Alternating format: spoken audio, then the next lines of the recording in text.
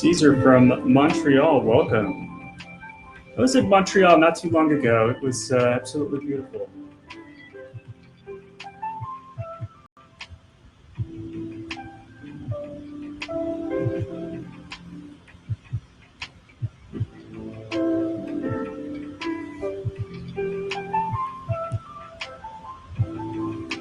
Okay, I'm going to pause the music here and give me just one moment. I'm going to switch my microphones.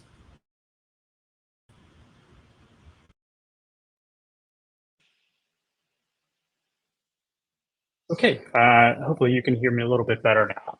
Hello and welcome to everyone joining us from around the world. We've got several folks from outside the US as well as folks here in the US. I'm Travis Swintek. I'm located here in Austin, Texas.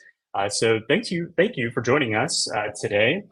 This is going to be what I like to call a lightning webinar. It's a quick 30 minutes. It may not even take us 30 minutes to get through the material that I plan to present today. But what we plan to do at the end is have plenty of time for questions. So do keep an eye on questions, or rather keep your questions at the top of your mind. And here at the end, there will be an opportunity to ask those questions. You can also throw the questions in the Q&A component. I believe if you click the little tabs up there at the top, you should be able to ask a question. And we'll get to those questions here at the end. But let's dive into it and get started. So again, thank you for joining today's webinar. Again, my name is Travis Swintek. My official title here at Teleport is I'm a product marketing manager. Though I'm not your typical marketing professional. Rather, I have a pretty diverse background working in many different highly technical roles, from software development to technical account management, primarily in the startup world. So as many of you probably know, in the startup world, you wear a lot of different hats. So I'm exposed to all different kinds of all different areas of the business, rather. But as a former full stack engineer, I experienced a lot of the firsthand challenges that you may be facing or that DevOps teams may be facing that we hope to solve with Teleport. And we're going to talk a little bit about that today. So let me advance the slides here. Today, we're going to cover a few things, particularly internal web apps. So the first thing I want to talk about is those pesky internal web apps that you have. Maybe your organization has internal control panels, dashboards, and whatnot. They could pose a potential risk for your business if that information that's within those web applications lands in the wrong hands. So we're going to define what internal web apps are. I'll talk about all the different kinds. We're going to cover a few challenges and problems, and then we're briefly going to cover a few improvements that you probably should consider to improve the security of those applications. And then finally, we'll close out with how Teleport can help you solve those challenges. You joined a Teleport webinar, so I have to talk a little bit about the Teleport product, but hopefully you learned something along the way. And then at the end, we're going to have plenty of time for questions. So again, throw your questions in the Q&A. We'll get to them at the end. I created a slide also that summarizes all the important parts here that you can easily screenshot at the end. So get your screenshot tool ready. At the end, I'll let you know when it's a good opportunity to screenshot the slides, because it's a really nice summary of everything, along with links and links over to our Slack community and all that good stuff. But if you do miss it, if you do have to run, no big deal. We'll send you an email with a recording to this webinar. You can watch it later. Okay, so let's dive into it. What are internal web apps? In a couple seconds or less, but it might take a little bit longer than a couple seconds. But the first thing we want to talk about is what are the common characteristics of internal web applications? So first off, we have limited access. So typically internal web applications are only accessible from within an organization's network. There's usually some sort of network access control that prevents someone from accessing these applications from an external public network, right? Typically you would access these apps via VPN. You'd use a VPN so that you can get into that internal private network, and then from there you can access the web app. A lot of these web apps are purpose-built, right? A lot of startups, what they'll do is they'll build out something with like a web framework like Django or Laravel or Ruby on Rails, build out some sort of internal control panel that ties back into their main application, so they can adjust subscriptions or send invites to potential prospects and things like that. So it's typically a purpose-built or custom-built application, web application to be specific, that's deployed within a private network. Sometimes these things can have sensitive information, and since these apps contain sensitive information, they should probably have some robust security measures in place, but not always. Sometimes we always just lean back on our limited access where we have network controls that prevent folks from accessing these internal apps. But there's risk there, right? There's risk in that if someone does breach that internal network, you could potentially access this web application. Complex integrations. So there might be integrations between different systems. Maybe you have a CRM that's separate from your actual customer account database and things like that. So that's an area of concern. You might have something that facilitates collaboration. So maybe there is a file share or I hate to say SharePoint. We might all cringe at the term SharePoint, but something similar to SharePoint where you have this sort of internal intranet that holds a repository of docs for collaboration. You might have a panel that that allows you to perform maintenance tasks, or maybe even a CI/CD tool like Jenkins or a Drone. And that's a good summary of all the different characteristics of internal web apps. But next, let's talk a little bit about examples. So first, as I mentioned, self-hosted systems dashboards. So we see these a lot with customers. Grafana, Kibana, Kubernetes dashboards. Now, don't get me wrong, there are cloud-based versions of these tools that allow easy integration with an identity provider. However, there are certain self-installed or self-hosted versions, the open source version of these tools that maybe don't have those components. Or maybe you're a startup and you don't necessarily have an IDP at the moment, and you're just using basic authentication to access these tools once you've gained access to your internal network. There might be admin control panels, feature flag controllers, deployment tooling, CI/CD Jenkins, those types of tools. CRM tools, HR systems. I think Sugar CRM is a real popular alternative to Salesforce that's self-hosted. Now, again, it probably has SAML OIDC connectors that allow you to connect in from your IDP, but sometimes businesses are just not ready yet. They're not ready to implement a full IDP, and so you're using just basic authentication. Internal knowledge bases is another big one. Wikis, intranet portals I mentioned earlier. And then there might be some inventory management systems, factory automation panels. There's probably a much longer list here, and I could go on and on of all different types of internal apps. But yeah, this is probably a good summary of those. Now, let's talk a little bit about the challenges and problems that you're going to run into as you maybe are launching a new business and you're building something from scratch and you need some sort of admin control panel. Here are some things that you should consider. So problems with internal apps. One, they might lack authentication and rely strictly on network access control. I've seen this before in my past. I won't name the company, but we had tools internally that were only accessible once you got on the VPN, and you really didn't even need to log in to the actual tool itself. Of course, you had to authenticate with the VPN, but once you were on the network, you could access the tool. And from there, what's the challenge with that? Well, you really have no auditing or activity reporting on that to see who did what. What happens if someone suspends a customer account? Maybe they did it for a good reason, right? But there's no logging or tracking there. So your support team's going to be wondering, like, how did this get suspended? Why was it suspended? And so on. So authentication is a really important component of building an internal web app, but often we're seeing web apps that lack authentication. For those that do have authentication, generally what I see is that it's just basic HTTP authentication. You know, the old school pop-up on your screen once you access a web page. It's sort of the in browser username and password. You type it in, you hit OK, and then it loads. It finally actually loads the page. Generally, those are static credentials that are tied to some sort of web server that's got the basic authentication configured on it. And that's not always a good thing, right? Because it's probably a static credential. Also, the technical implementation of that effectively just base64 encodes the username and password, passes it to the backend, whatever that is, a web server or whatnot. And then from there, base64 decodes And as we probably all know here, base64 is not an encryption method, it's just an encoding method. And so if you don't have TLS encryption on the network level, anybody can inspect the network traffic there and pull that base64 encoded string out, and now they have the username and password. So if someone has compromised your network, that could be a challenge. Also, roles are a big thing.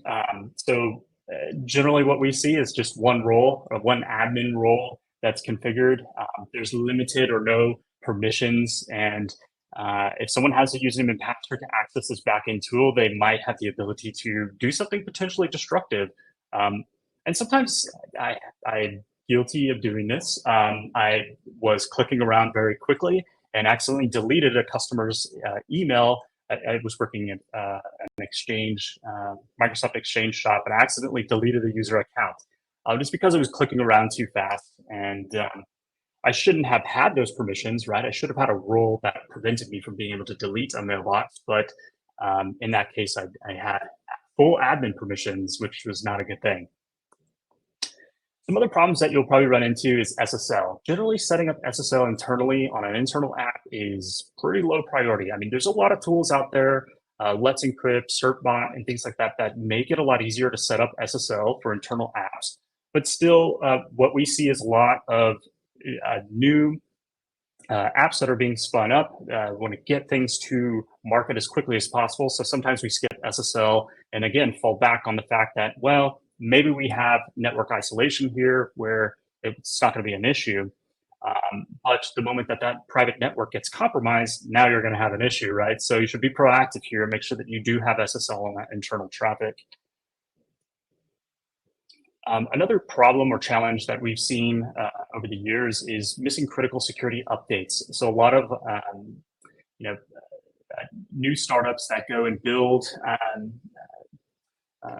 internal control panels and web apps and things like that. Sometimes they have a very small crew of developers and no shade at all. I totally get it.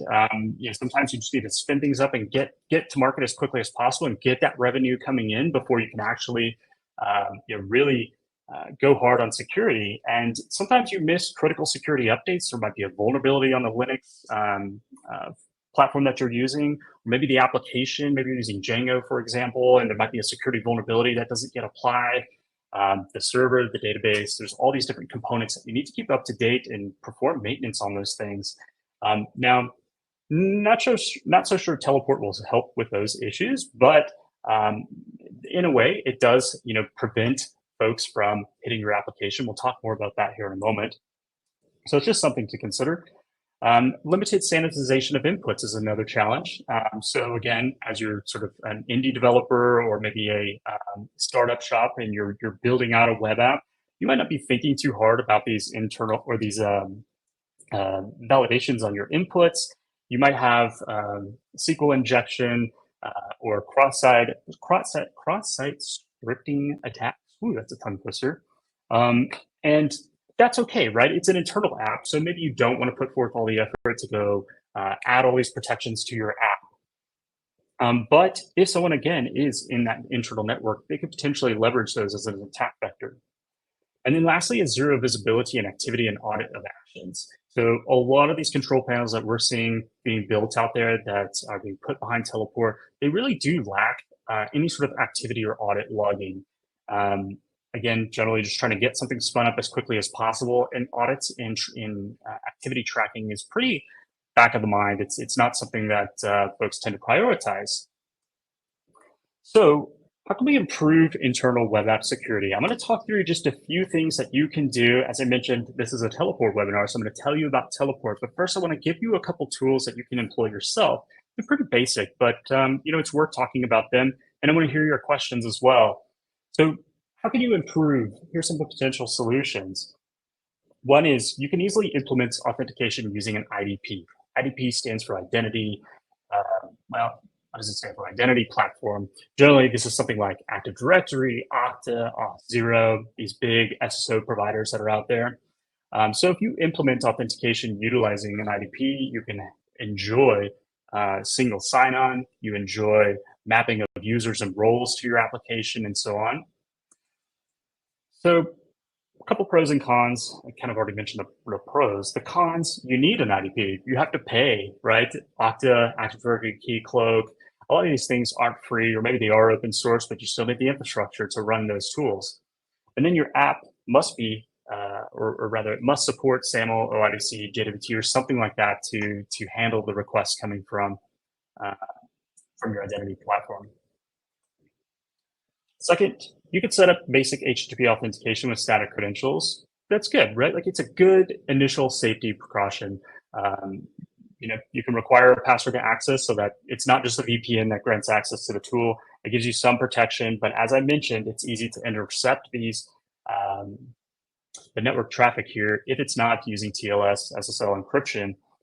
Also, static credentials, most likely, unless you have additional plugins set up with the web server that connects to LDAP, or I think Free IPA is another one that's out there for Linux environments. And then lastly, no real granular control unless you've got, unless you build it, honestly. But depending on your app, right? If you're using something like Django, Ruby on Rails, you might have some add-ons or plugins that you can enable that might help with this, but generally pretty limited if you're doing basic authentication. Third, it's configuring role-based access controls. So the pros here is that most frameworks have RBAC modules, right? Like Django, Laravel, Express. You go search on all their plugin directories and you'll find some sort of RBAC if it's not already built into the tool. The cons to this is if you're not connected to an IDP, you're going to have a user and role management challenge in that you have to manage all of that inside of the tool separately from maybe your SSO or your IDP for computers or any other systems that you might have connected to an IDP. So the benefit here with configuring RBAC is, yeah, you do have fine-grained access controls, but you really need to connect that to an IDP to enjoy the benefits and not turn into a maintenance nightmare.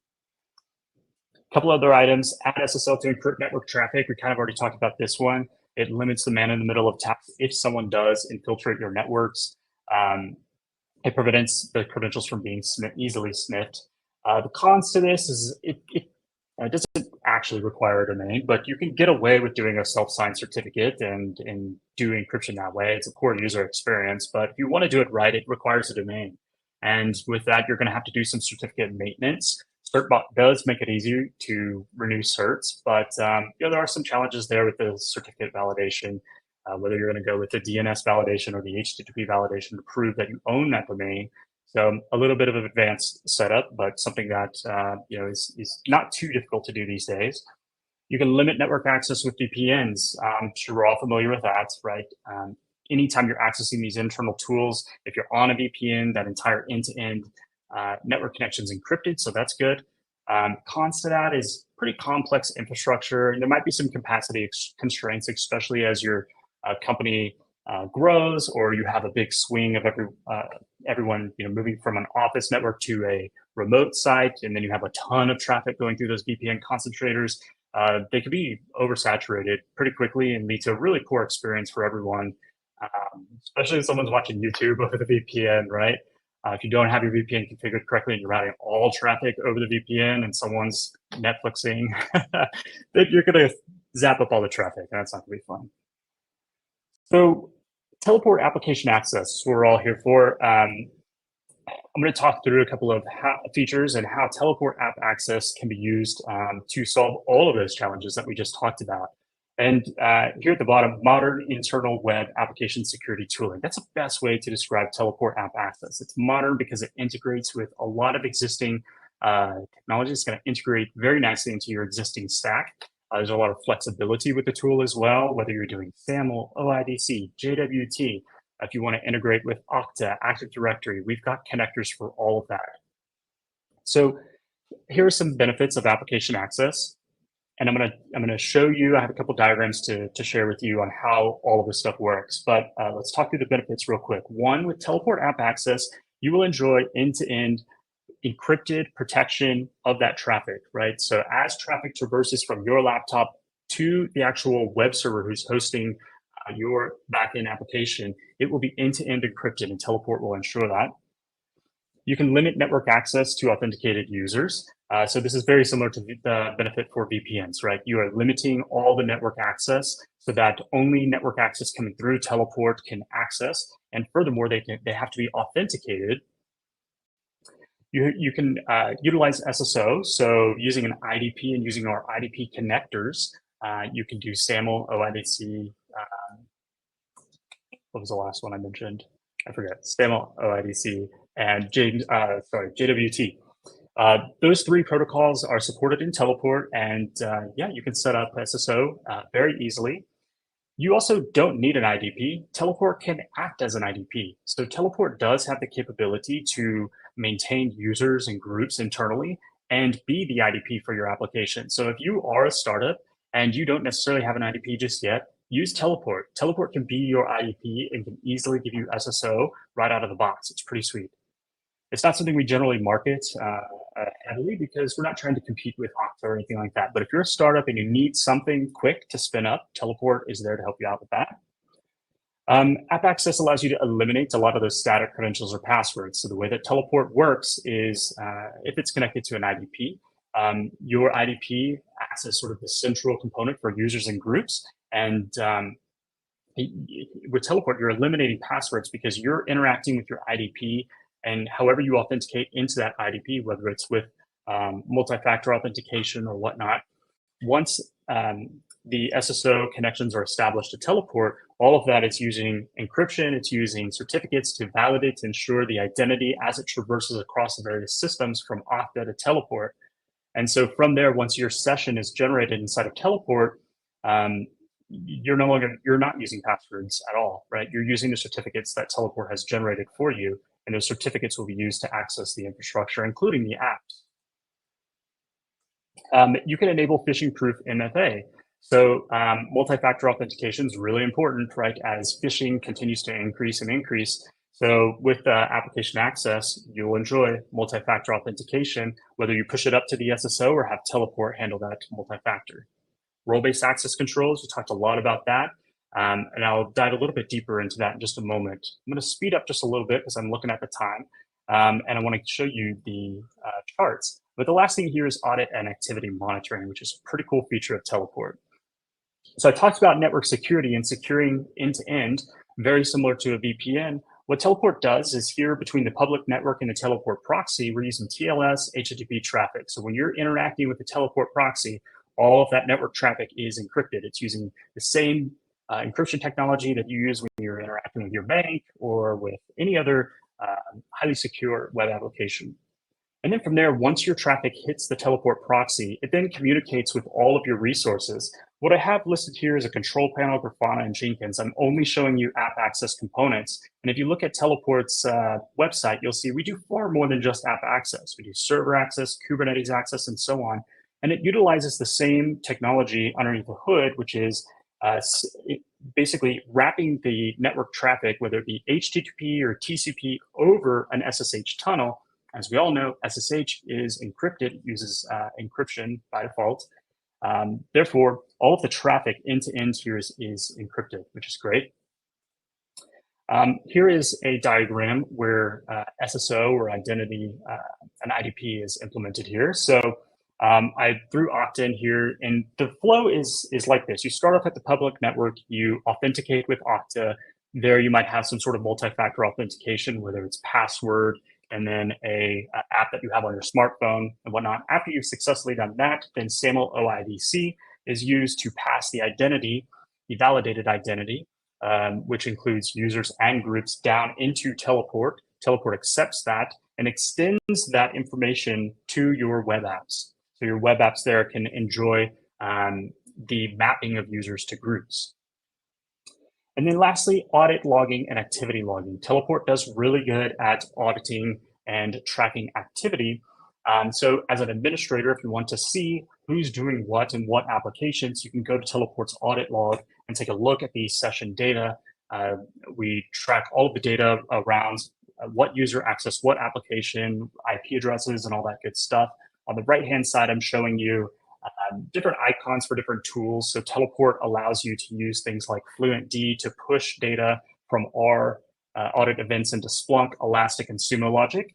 And I believe we also have a couple of other connectors for like Logstash, Flunkd, and things like that. Just check out our website for more on that. But you can take this data into your SIM and do more with that data. So that's about it for the webinar today. I want to talk to you a little bit about the packages that we offer with Teleport. So first, we have our community solution, which is completely open source. So if you're a new startup here and you're not ready to dive into a paid engagement with us, check out our open source solution. You can spin up a Teleport cluster in your own environment. If you don't want to handle deploying a Teleport cluster, our team solution is perfect for you. Sign up for our team solution. It's only $15 per user. It's super cheap. Plus, there's a 14-day trial there for you to kick the tires and play around with everything, see the value of the product. If you've got a much larger deployment and you want to talk to us about a really complex integration, give us a ring, hit that contact sales button, and we'll be in touch and we'll talk about your advanced use case. So here's the slide that I mentioned before with all of the different things we talked about today. Screenshot this.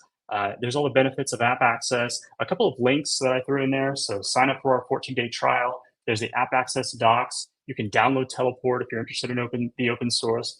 If you're interested in contributing to Teleport, check out our GitHub repo. You can see all of the code there to even validate and ensure that we're doing what we're saying we're doing, right? You can see the actual code there. And then lastly, join our Slack community. It's a really vibrant community. There's thousands of people in that Slack channel talking about all different kinds of interesting use cases. If you think you have a use case that we haven't seen yet, I will challenge you, go search in that Slack and you're gonna find someone talking about something. It's really cool to see everyone and how they're using Teleport. So yeah, with that, I'm gonna dive into a few questions. If you wanna stick around for a few minutes, that's cool. If not, hey, grab the recording and all right, so let me pull in these questions here. How does SSO come into play with auth-in? That's awesome. It's a good question. So hopefully you grab screenshots. I'm going to go back a couple of slides so that I can talk about that here. So auth-in is authentication. So SSO and authentication. So actually, let me explain the difference. Auth-in is authentication. Auth-z is authorization. So authentication is the act of using a username and password to log in to something. And then authorization, auth-z, is do you have the roles and the rights to do this? So how does SSO come into play with auth-in? Well, SSO is the act of a single sign-on, right? Of using something like Okta and IDP so that Okta is your central point of users and groups and things like that.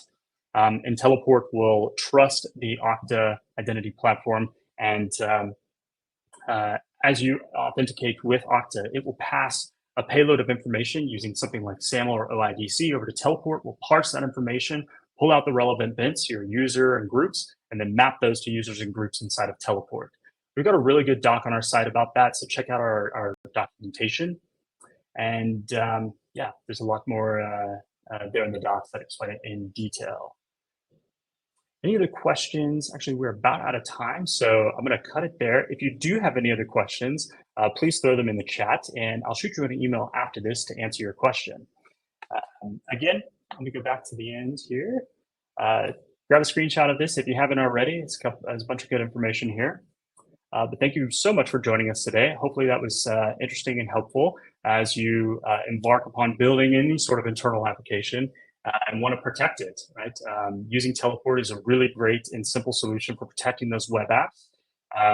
Again, you can sign up for Teleport Team, 14-day trial to test it out, kick the tires, and after that, it's only $15 per user per month. Hope you give us a try. Thanks for joining, and we'll see you next time.